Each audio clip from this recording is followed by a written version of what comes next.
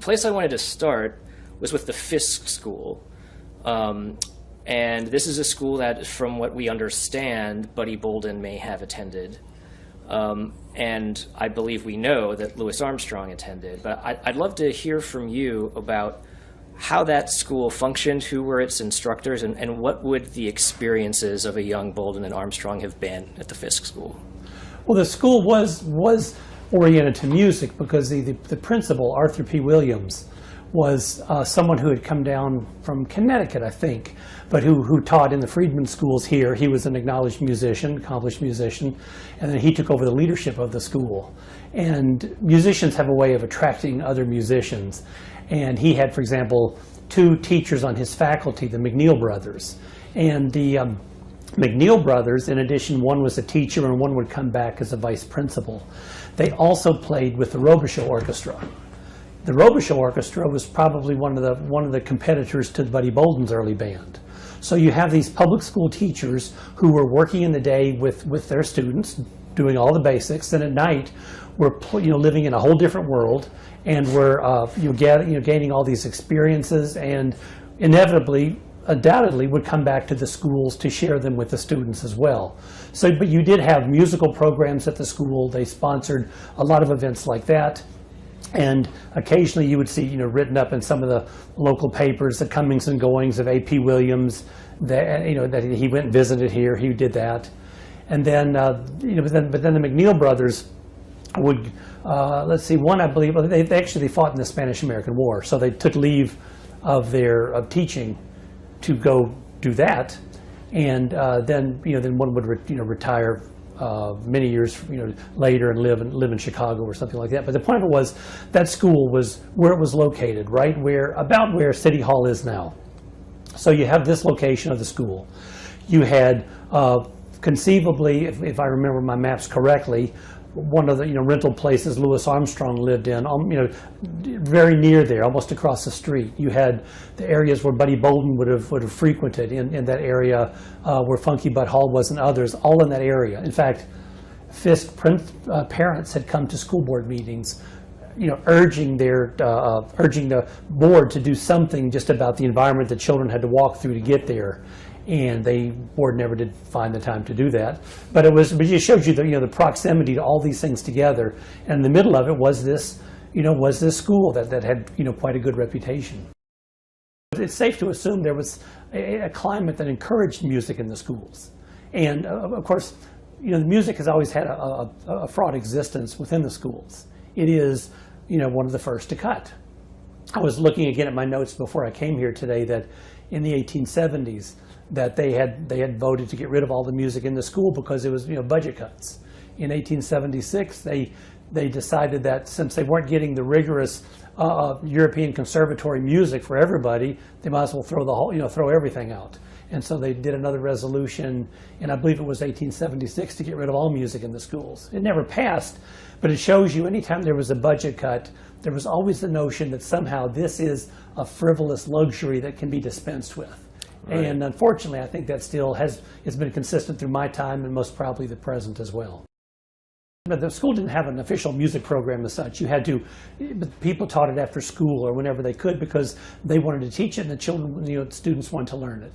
And so you were around this cluster, cluster of Rampart and Girard, cluster of different clubs up and down there.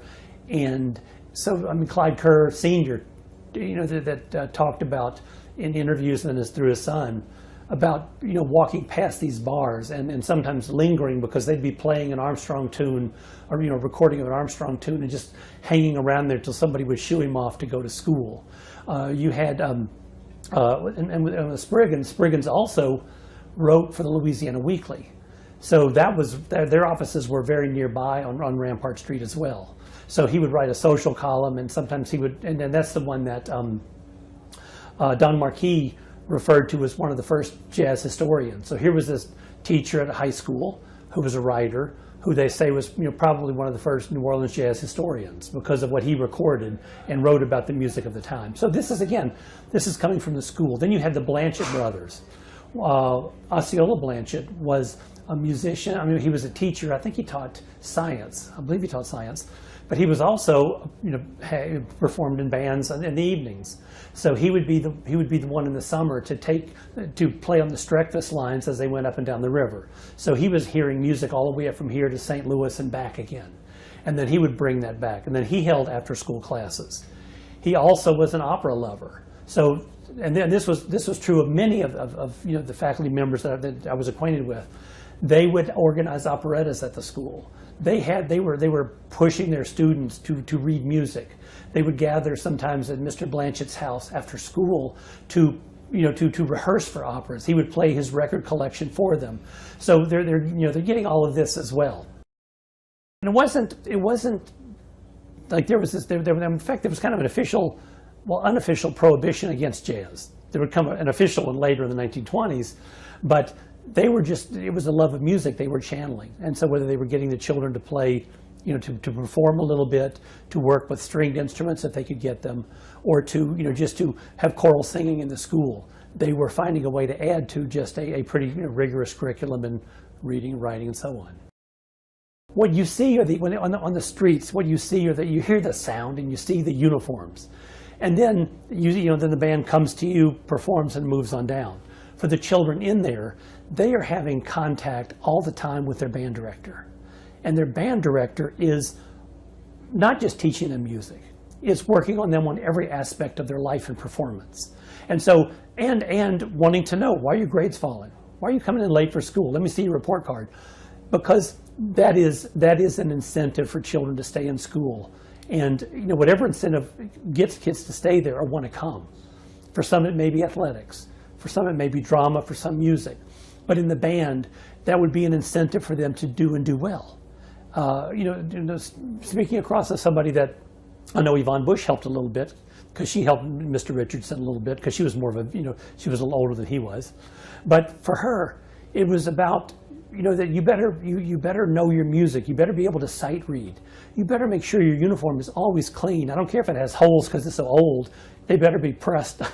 You better look good. You better be on time. All the kinds of things that you need to know if you're going to play professionally or do anything professionally. She'd want to know, in a moment's inspection, let me check your instrument. Let me look inside it. There was just this moment I treasure so much. When Yvonne Bush was getting older, after Katrina, she went to Texas. Then some family members there passed away, and she moved back to West Wego. And so when we heard it, I stayed in touch with her in Texas, and then we would go visit her in West Wego. And unfortunately, a name is just not coming to me. Herlin Riley, he is. Herlin was one of her students at Carver. And Tony Ulubula Basley was one of her students at Booker T. Washington. And God knows how many drummers came out from her. Also, the man who, Crawford, Sugar Boy Crawford was one of her students, and so on. But at this moment, it was for her birthday, 80-something birthday, and we were all there. And there was a knock on the door, and it was Herlin Riley playing his trumpet.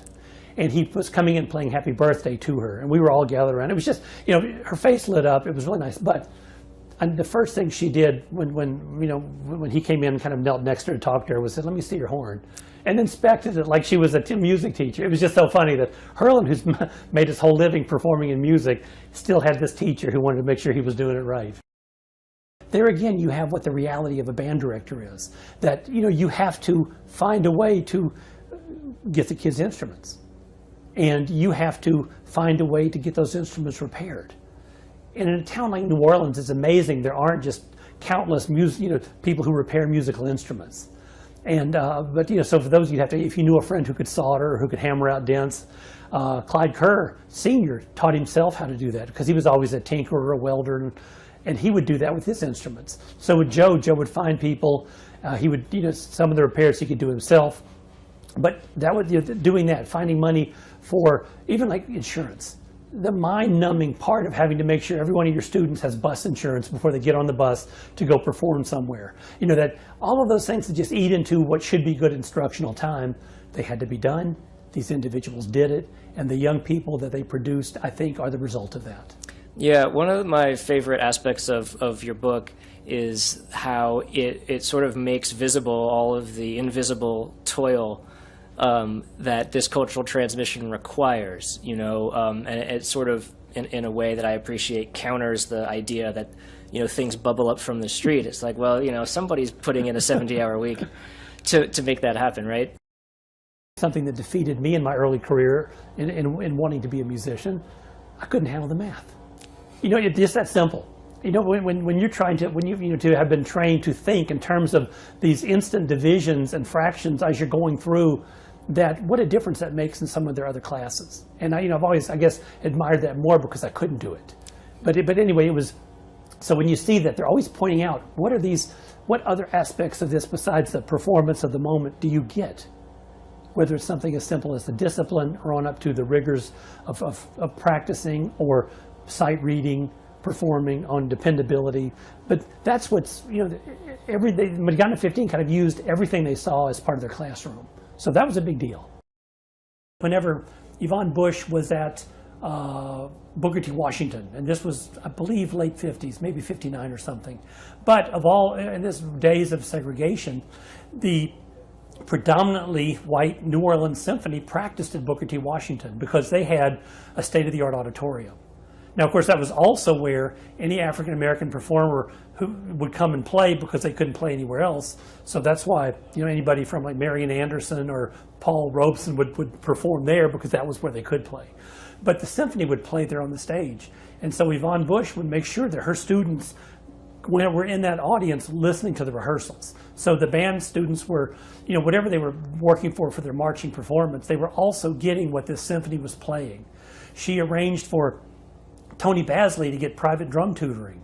She paid a couple of other people out of her own pocket for symphony members to tutor, some of the other students.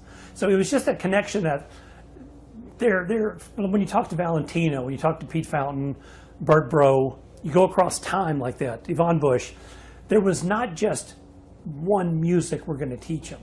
They were opened up. That's where I got the name Chord Changes on the Chalkboard, because Yvonne Bush would sometimes write some of the chord changes for jazz music on her chalkboard. And whenever she would leave the room and Sugar Boy Crawford would bang away on the piano thinking no one was listening. And it just amused her. Like she would come in and be appropriately stern, but she'd also listen a while with what he was doing. And she loved J.J. Johnson. She always talked about winning a trumpet competition when she was in high school. She went to Gilbert Academy, which was where De La Salle is now, but it was an academy there.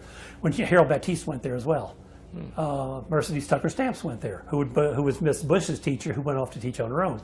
But she talked about, she went to Little Rock, Arkansas to play in a competition and played Graf's Concerto on trombone and won this victory.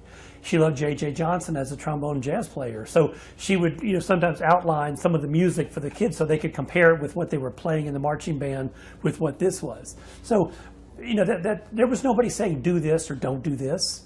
They had, early in the century, of course, they had the board banning jazz in the schools and saying that, the school board actually did ban it. It was like 1920s. And they had a board meeting where they said to forever banish jazz, from the jazz and jazz dancing in the schools. And shortly after that, at Peters School, Peters is on, what is that, Tulane and Broad, Samuel J. Peters Commercial High School. And that, that was where, darn it, his name just slipped my mind, because he backed up Louis Prima. He was a guitar. No, it wasn't Sam Butera. He was a guitar player for Louis Prima.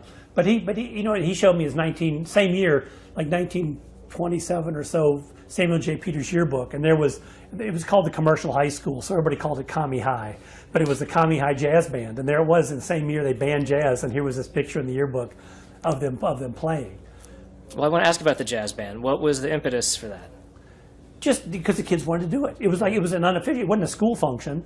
Like Pete Fountain talked about, and somebody else did too, that whenever there was maybe something, a little tension in the cafeteria, whenever they had heard a fight might go down, they'd send Pete down there to play, just to play his clarinet to, kind of just calm things off, create a distraction. And the same thing happened at Peters Middle School. And I'm sorry I can't think of his name, because he was just a great guitarist, funny guy all the way up to the end. But when I went to his house, he had, pictures of him performing with the Three Stooges. I mean, just all the classic American stuff. Well, what was the within the school system, the ban? What was it? Was there a racial component to this? I imagine we're talking about a white administration responding to black vernacular music. Is that part of what was going on? Oh yeah, yeah, yeah. And then there was that, and of course, racial segregation was so solid, so impenetrable. You had a subgroup that would later come on. They would have African American administrators who were over African American schools. That would have been well after that. But it was just like even some of the older African American educators would have looked down upon the jazz because of the associations. Like Clyde Kerr Sr. talks about always associating blues with these down and out people that he saw on the way to McDonough 35, kind of the homeless and the others. So for him there was that association that he had to get over, or people wanting to play the blues because of that association. Many other people had that with jazz just because of who they may have seen or heard about playing with it. It's like any of these strong cultural art forms are usually denied or pushed aside or hid initially until they become more mainstream.